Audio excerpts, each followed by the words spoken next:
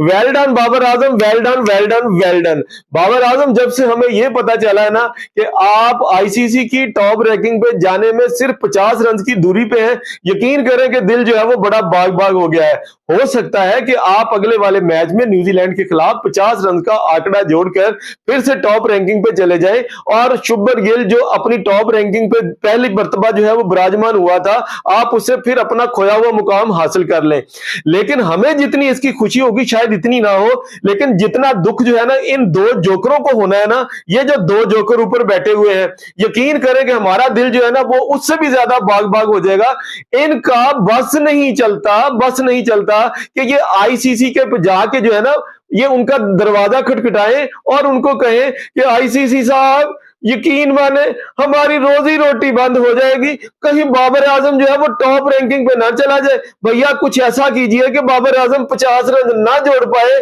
इसको इसको कभी भी टॉप रैंकिंग पे ना जाने देना।